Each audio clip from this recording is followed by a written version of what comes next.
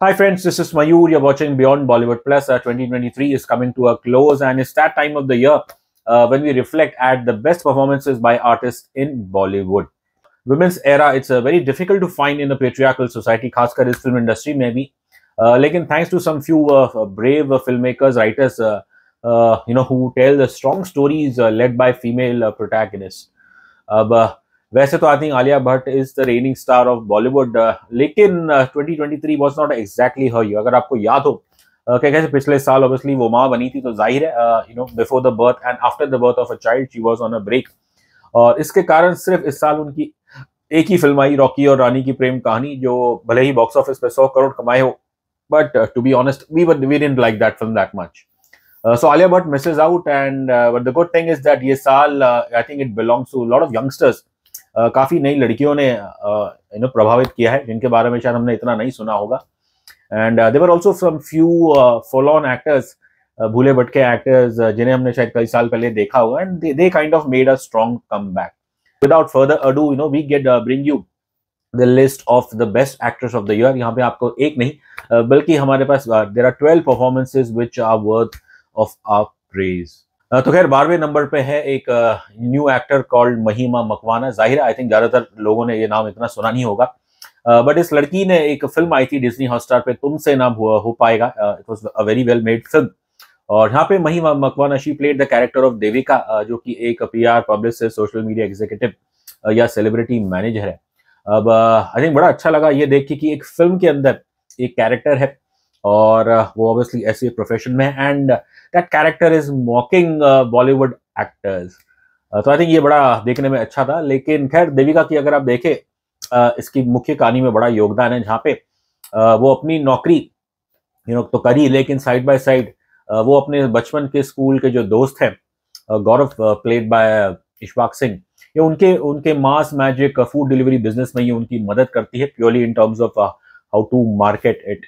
अब शुरुआत में अगर आप देखें ये कैरेक्टर बड़ा मुंह बोली है और she has little bit of arguments with Gaurav's fellow business partners. लेकिन जैसे ये कहानी आगे बढ़ती है ना, उसे अपना तरीका पता है कि किस तरह इन लोगों से जीतना है. आई थिंक महिमा का कहूँगा एक टेरिफिक स्क्रीन प्रेजेंस है, और सबसे बड़ी बात तो वही है कि उनके अंदर टैलेंट काफी है. और ये परफॉर्मेंस आप देखेंगे तो आपको एहसास होगा कि कैसे किस तरह एक यंगस्टर ने उन्हें एक अपॉर्चुनिटी मिली और उन्होंने इस अपॉर्चुनिटी को बिल्कुल अपने दोनों हाथों से पकड़ा. ओवरऑल इनकी परफॉर्मेंस इस फिल्म में काफी लाजवाब है, और खासकर फिल्म का जो क्लाइमैक्स है जहाँ पे एक प्रपोजल होता है, तो वो तो बहुत ही बढ़िया है.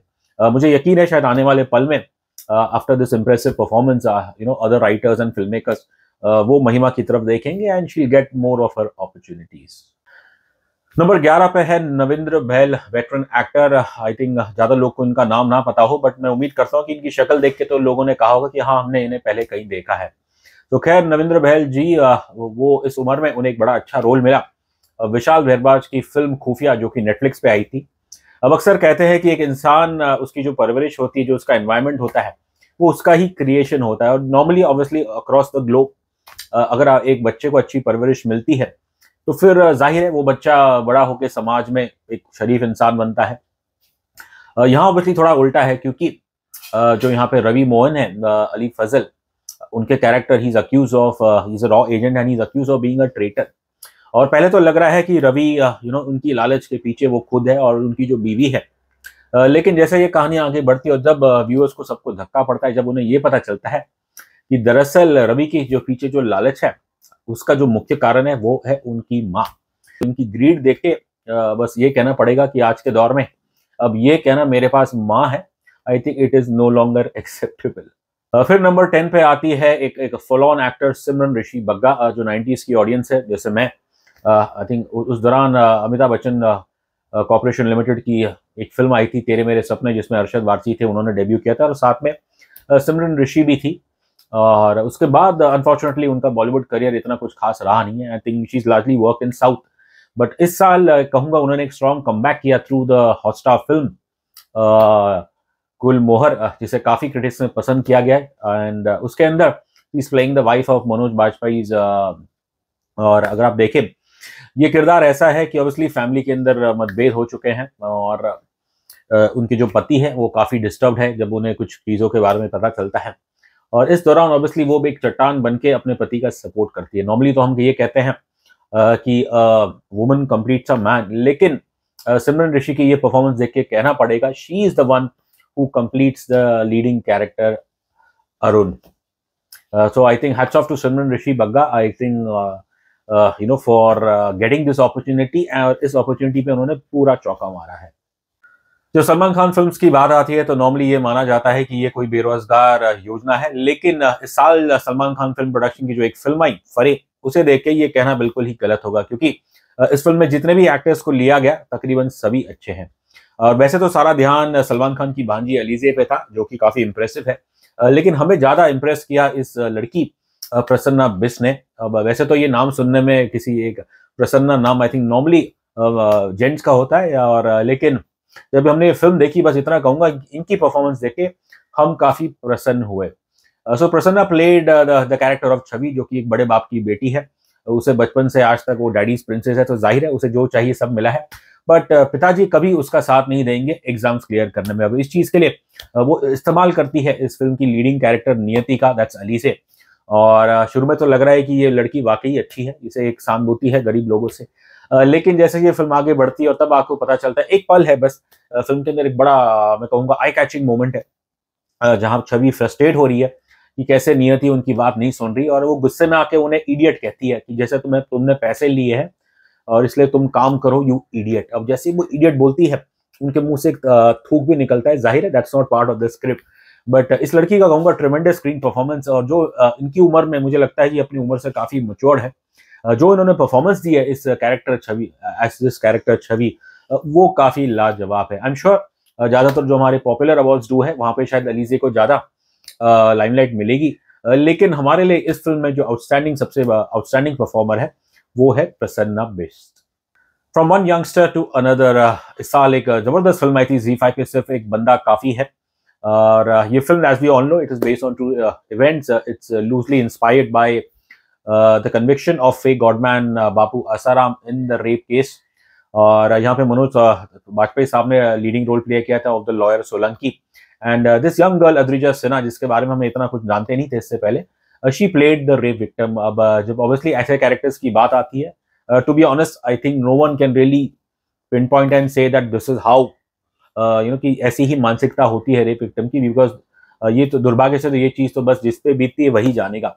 बस फिल्म एक माध्यम है just to give, I think जब आप ऐसे कैरेक्टर प्ले करते हैं तो आपको इंश्योर करना चाहिए कि आप ट्रेजेडी या उस विक्टिम का कोई मजाक ना उड़ाए। तो यहाँ दाद देनी पड़ेगी डायरेक्टर अपूर्व सिंह कारफी की, जिन्होंने एक he picked up the right talent in Adrija Sinha. और ये जो रेप विक्टिम है नू सिंह, जाहिर है शुरू में तो काफी ट्रॉमेटाइज रहती है, लेकिन धीरे धीरे करके इनके जो वकील है सोलंकी मनोज बाजपेयी, वो इनका मनोबल बढ़ाते हैं। ये तो नहीं कहूंगा कि कैरेक्टर आर्क में कुछ चेंज आता है, लेकिन गिवन व्हाट हैज हैपेंड जाहिर है शुरुआत में तो ये काफी सेमी डरी डरी सी रहेगी, और फिर इसकी थोड़ी हिम्मत बढ़ती है, और आगे जाके जाहिर है जब आप बड़े बड़े ताकतवर लोगों के सामने आप लड़ रहे हो तो देयर विल बी टेंशन, खासकर not just for your own physical wellbeing but also for your family. एक पल है जहां पे ऐसा लग रहा है कि ये लड़की टूट रही है, तब सोलंकी इन्हें बड़े अच्छे तरीके से मोटिवेट करते हैं, और उस वक्त जब आप इस लड़की का चेहरा देखेंगे तो that is when I would see the true talent of Adrija Sinha comes out. और फिर जो फिल्म का क्लाइमैक्स है उसके अंदर जब ऑब्वियसली वर्डिक्ट इनके फेवर में आता है, शी गेट्स जस्टिस, तो ये लड़की कुछ बोलती नहीं है, बस ये अपने अकेले रूम में रहती है और एक रोती है, एंड राइटफुली उनकी चीखें आपको सुनाई नहीं देगी। So I can only say that Adrija Sinha is a super fine talent, and मैं उम्मीद करता हूँ after such an impressive performance in सिर्फ एक बंदा काफी है, she will get more opportunities। और इस फिल्म को लेके खैर नाम तो है सिर्फ एक बंदा काफी है, और सबने बंदा की बात की, लेकिन ये बंदी अद्रिजा सिन्हा ये भी काफी कमाल की है। नंबर 7 पे है Yami Gautam for the ZEE5 film Lost. अगर आप इनका करियर देखें, इनकी शुरुआत तो अच्छी हुई थी 2012 विद विकी डोनर, और rightfully all the credit largely went to Ayushmann Khurrana, लेकिन इनकी परफॉर्मेंस भी काफी अच्छी थी।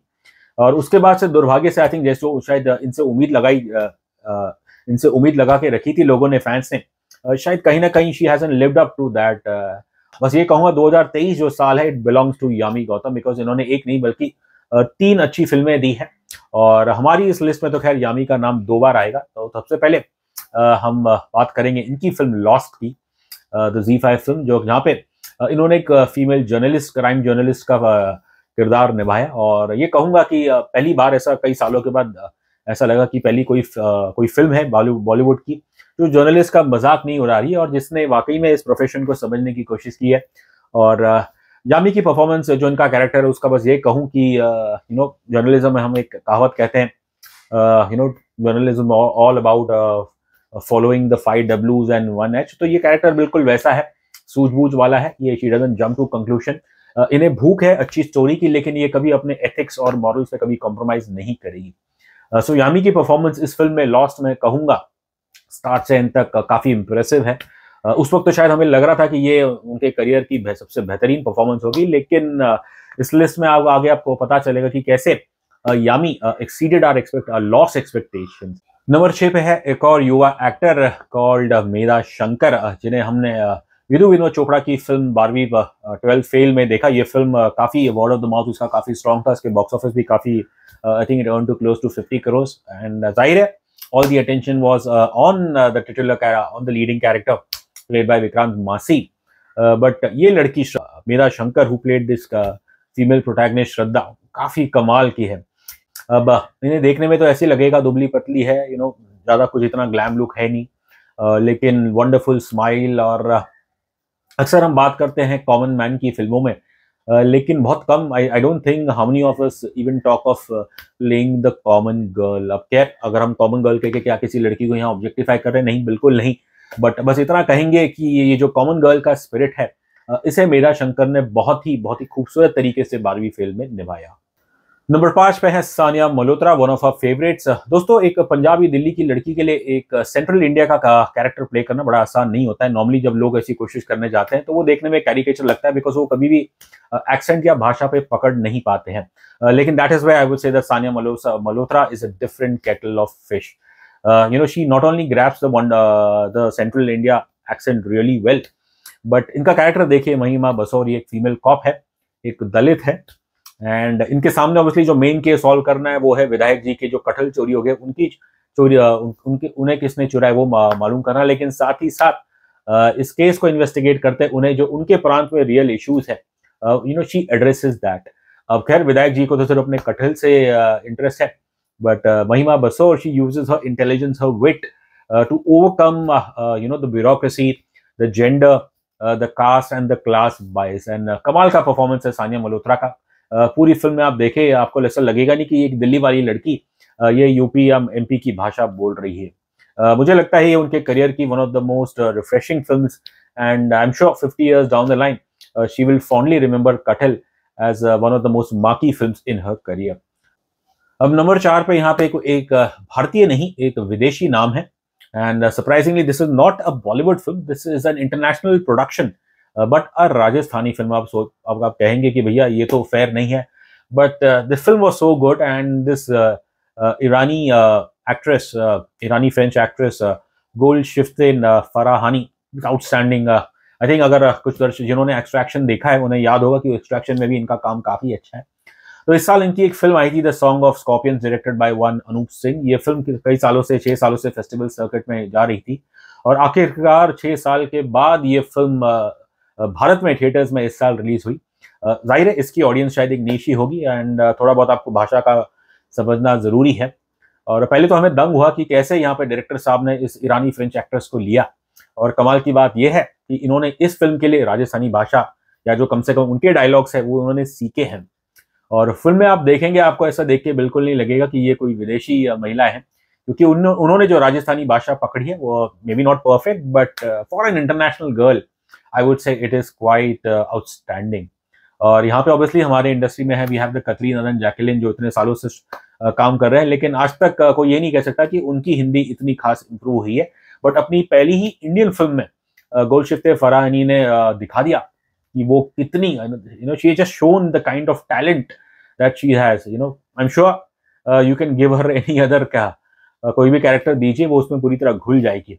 और ये जो उनका जो कैरेक्टर है नूरान का, वो ये फिल्म दरअसल एक फेबल है, एक फोक जैसी है कि कैसे ये एक महिला है, मुस्लिम महिला है, जो कि she comes from she is a tribal folk singer. और इनकी खूबियत, इनकी माँ की खूबियत ये है कि गांव में अगर किसी को बिच्छू काट ले तो ये इनके गाने से वो बिच्छू का जहर निकल जाता है। That's why it's a fable. And I think उनकी लिप सिंकिंग काफी कमाल की है, बल्कि कई जगह आपको ऐसा लगेगा कि that Farhani is singing herself. उनकी तो खैर ब्यूटी तो है ही, आई थिंक उनका जो स्क्रीन प्रेजेंस है, आई थिंक जस्ट दिस, मतलब हमें तो अब तक यकीन नहीं हो रहा कि एक इंटरनेशनल एक्टर ने एक राजस्थानी महिला का किरदार किया, उसकी भाषा में पकड़ी की। और ओवरऑल और आप देखें इस कैरेक्टर का, कि शुरुआत में तो ये बिल्कुल एक फ्री बर्ड है, खुल के गाती है, अपनी जिंदगी से खुश है, और फिर इनकी दुर्भाग्य से एक इनकी जिंदगी में एक हादसा होता है, और जिसके कारण ये बॉडी में तो रह जाती है, लेकिन फ्लैश में she is there in flash, लेकिन कहीं ना कहीं उनकी आत्मा मर जाती है। अब दोनों ऑब्वियसली जब आप देखेंगे, in obviously they are two extremes, और दोनों में, इन दोनों शेड्स में फरहानी ने काफी कमाल का काम किया है। नंबर 3 पे है Yami Gautam for the film Oh My God 2। साल के शुरुआत में जब हमने लॉस्ट देखी तब ऐसा लगा कि वो परफॉर्मेंस को बीट करना आसान नहीं होगा, बट यहाँ तो एक ही साल के अंदर Yami Gautam I think has bettered her performance in Lost with Oh My God 2। अब वैसे तो खैर she has played a lawyer before, लेकिन इस तरह जो एक कमीनापन है, इनके कैरेक्टर का नाम ही कामिनी है ओ माई गॉड 2 में, और she is a very shrewd lawyer and sharp mind, no nonsense person, और इन्हें कोर्ट में कैसे केस जीता है, इनका रिकॉर्ड अच्छा है कामिनी का, and she knows how to break the opposition camp. अब ये परफॉर्मेंस देख के कहीं ना कहीं थोड़ा बहुत नेगेटिव या वैम्पिस टाइप है इस कामिनी में, बट उन्हें अपना कानून जरूर पता है। अब ये जो परफॉर्मेंस है यामी की, मैं कहूंगा मेरे ख्याल से तो उनके करियर की ये सबसे बेहतरीन परफॉर्मेंस है। नंबर 2 पे है Nimrat Kaur for the film सजनी शिंदे का वायरल वीडियो। ये निम्रत कौर वही है जिन्होंने लंच बॉक्स में काफी अच्छा काम किया, तो वो फिल्म तो खैर क्रिटिकली अक्लेम थी, और उसके बाद से हमेशा ये कहा गया है कि Nimrat is largely good for these niche films, और उन्होंने कमर्शियल मेन स्ट्रीम सिनेमा में भी शी इज ट्राइड, बट इतनी कुछ उन्हें खास सक्सेस मिली नहीं है। I think she even try to do 1 or 2 item song, जिसके अंदर वो बुरी तरह से फेल हुई थी। तो जहां खैर किसी ने उम्मीद ना, मेरे ख्याल से खुद निम्रत कौर ने इतनी उम्मीद नहीं की होगी कि उनके करियर में 2023 में एक बड़ी पड़ाव आएगा जब उन्हें ये फिल्म मिली सजनी शिंदे का viral video, which is directed by Mikhil Musale. अब she is not playing Sajini Shinde, she is playing the cop Bela Barot, who is investigating the mysterious disappearance of सजनी शिंदे। अब ये वैसे नॉर्थ से आती है, she has been recently transferred to Poona, और जाहिर है जब आप शहर बदलते हैं और नॉर्थ साउथ जो वेस्ट में आते हैं, तो एक इनसाइडर आउटसाइडर का भी इसमें एक सटल डिबेट है इस फिल्म में। अब उस चीज में ये आप देखें, पहले तो खैर इनके अंदर ऑफिस के अंदर जो जेंडर बायस है, शी ओवरकम्स दैट, और इनकी जो सबसे कमाल बात है, बेला बैरोट ये किसी की सुन के लेती नहीं है। आप इनसे कुछ अनाप शनाप कह सकते हो, ये आपको भले तुरंत जवाब ना दे, लेकिन बहुत जल्द ये आपको ऐसा जवाब देगी कि आप इनसे नफरत नहीं करोगे, बल्कि यू स्टार्ट रिस्पेक्टिंग। तो that is the trick, I mean that's how Bela Barot works. कि एक फिल्म में कमाल का सीन है जब इन्हें पता लगता है कि इनके जो साथी कलीग्स है, मेल कलीग्स, उन्होंने इनके लिए उनको चढ़ाते हैं किसी एक नाम से, और जब उनको गलती से इनके जो कलीग है वो उनको मैसेज, उनके नंबर पे मैसेज करके ये जो शब्द वो इस्तेमाल करते हैं चिढ़ाने के लिए, और बेला आके उनसे पूछते कि आप लोग मुझे ये कहते हो, वो है। जाहिर है जो उनके जूनियर है वो थोड़े नर्वस हो जाते हैं कि उनके सीनियर को पता चल गया कि वो उन्हें किस नाम से चिढ़ाते हैं, लेकिन उसके बाद she smiles because she can, वो खुद हंसती है उस पर। I think that's the character of Bela Barot, she knows she can laugh at herself, but जहाँ पे जब इन्वेस्ट अपने जॉब की बात आती है वहां पे ये काफी नो नॉनसेंस है। फिल्म में आप देखें इनके काफी सारे कमाल के सीन है, खासकर एक सीन में जब ये एक किसी के सस्पेक्ट के घर में जाती है और यूं करके सूंघ के बोलती है, वाह जॉइंट फैमिली। आई थिंक कमाल की राइटिंग है, कमाल के डायलॉग्स है, लेकिन none of this would have been possible without the brilliant performance of by Nimrat Kaur. मुझे नहीं लगता कि निम्रत कौर खुद ने उन्होंने कभी सपनों में सोचा हो कि वो ऐसा एक बिल्कुल मैं कहूँगा दमदार कैरेक्टर कभी प्ले करेगी। एक स्वैग है बेला बैरोट में, and who would have imagine Nimrat Kaur in such a role. तो डेफिनेटली यहाँ पे दाद देनी पड़ेगी डायरेक्टर मिखिल मूसले की कि उन्होंने अपने इस लीडिंग फीमेल कॉप कैरेक्टर के लिए उन्हें चुना। This is arguably the finest film, the finest performance by Nimrat Kaur in her career. So we are down now to the final one, who is the best actress of the year। अब यहाँ पे शायद काफी लोगों के लिए एक सरप्राइज हो सकता है, बट ये हमारी राय है। Wamiqa Gabbi for the film खुफिया। वामिका गब्बी, इन्होंने पंजाबी फिल्मों में काफी प्रसिद्ध नाम है, और शायद इन्होंने टीवी सीरियल भी कुछ किए हैं। हमने आज से पहले इन्हें इतना कुछ कभी देखा नहीं था। आई थिंक 83 में इनका एक she played Mrs Madan Lal, लेकिन वो मेरे ख्याल से बहुत ही छोटा सा कैमियो रोल था, और ये फिल्म हमने देखी। ये फिल्म हमें काफी ओवरऑल अच्छी लगी। लेकिन जो परफॉर्मेंस इस लड़की ने दिया है वामिका कभी, जो जो इनके बारे में हमने सुना था कि काफी टैलेंटेड है, वो इस फिल्म द्वारा हमें देखने को मिला। अब ये कहानी तो है वैसे तो एक रॉ एजेंट की, जिसे गद्दार करार दिया गया है। और पहले तो ऐसे ही लगता है कि शायद ये जो रवि मोहन कैरेक्टर है अली फजल का, और she is playing his wife Charu, और शायद पहले तो लग रहा था कि शायद Charu might also be involve in the misdeeds of a husband, लेकिन शुरुआत से ही देखने में लग रहा है कि ये बड़ी ही सिंपल सी एक ऑर्डिनरी हाउसवाइफ है। उनका एक बच्चा है 8 साल का, वो अपने लाइफ से बहुत खुश है, अपने पति से खुश है, अपनी सास से खुश है, एंड एवरीथिंग सीम्स नॉबल। और वो इतनी बेचारी भोली है, उन्हें कुछ अंदाजा नहीं है कि उनके घर में क्या हो रहा है, उन्हें नहीं पता कि उनका घर बग्ड हो चुका है। एंड बस I think the only thing which she does a little bit out of the ordinary it is कि जब वो घर में अकेली रहती है तो वो पुराने गानों में अपने रोब्स में नहाने के बाद अपने रोब में पहन के वो मिरर के सामने नाचती है, और फिर कुछ सेकंड के बाद वो रोब निकाल देती है, then she is down to her 2 piece. और उसके अंदर फिर ये जो सेंशुअल मूव्स करती है, वाह, मतलब खासकर जो मेरे ख्याल से वॉयरिस्टिक ऑडियंसेस है उनका तो बड़ा मन ललचा रहा है कि काश ये इसे भी निकाल दे। ये character even though you are suspicious कि शायद इसके पीछे एक और रूप हो सकता है, बट वो कभी आता नहीं। और फिल्म में जब अहम पड़ाव आता है, जब आपको पता चलता है कि असल में तो इस लड़की को, बेचारी को तो कुछ पता नहीं, ये बिल्कुल मासूम है, और जब इसे हकीकत पता चलती है तो ये बड़ी नाराज होती है अपने पति और अपनी मदर इन लॉ से कि ये दोनों गद्दार है। And as someone, Charu is someone who is the daughter of an army man, तो वो तो कभी बर्दाश्त नहीं करेगी कि उनका पति या उनकी सास वो देश के साथ गद्दारी करे। अब इस चीज के लिए उन्हें एक भारी सजा देनी पड़ती है जब उन्हें गोली पड़ जाती है। She somehow miraculously survives and but she has been separated from her son। अब आई थिंक कुछ 3-6 महीने बाद जब इन्हें होश आता है, ये ठीक होती है, तो फिर तो इनका पूरा हुलिया ही बदल जाता है, बाल छोटे कर दिए गए, चेहरे पे ऑब्वियसली नॉर्मली एक डिप्रेशन रहेगा। अब इनकी इनकी जिंदगी का बस एक ही मकसद रह गया है कि कैसे भी करके अपने बेटे से वो फिर से मिल पाए। खैर, destiny presents her an opportunity, फिर वो यूएस जाती है, जहाँ पे अब रवि और उनके पति और उनके सास को एक असाइलम मिली है। और वहां जाने के बाद फिर जो चारू है एक एक्ट करती है, because she's actually sent by Tabu, the raw of the boss of Ravi. और इन्हें ऑब्वियसली बड़ा कठिन है कि वहां पे जाके पहले तो इनके पति और इनके सास दोनों इन पे शक करते हैं, लेकिन ये ऐसा बिहेव करती है बिल्कुल एक नॉर्मल मदर इंडिया की तरह। ये आई थिंक धीरे धीरे इनके पति और इनकी सास इन पे यकीन कर लेते हैं कि हाँ, कि ये हमारे प्रति कोई हमारा नुकसान करने नहीं आई है। तो आई थिंक इस फिल्म इस कैरेक्टर की सबसे खूबियत वही है कि ये वंस अगेन आपको बताता है कि एक मदर इंडिया, एक माँ, भारतीय माँ वो अपने बच्चे से मिलने के लिए किस हद तक जा सकती है। और फिल्म के सेकंड हाफ में जब ये अमेरिका जाती है, जाहिर है इनकी अब तो इनके पति और इनके सास के प्रति ये तो सिर्फ एक एक्टिंग कर रही है, कोई इमोशनल कनेक्ट नहीं है, लेकिन उसके बावजूद भी obviously she has to make love with the husband. और उसमें जो एक सीन है, इट्स वेरी ब्यूटिफुली शॉट। और इनका मतलब वहां पे ये फ्लैश में तो है, लेकिन इनकी आत्मा बिल्कुल नहीं है।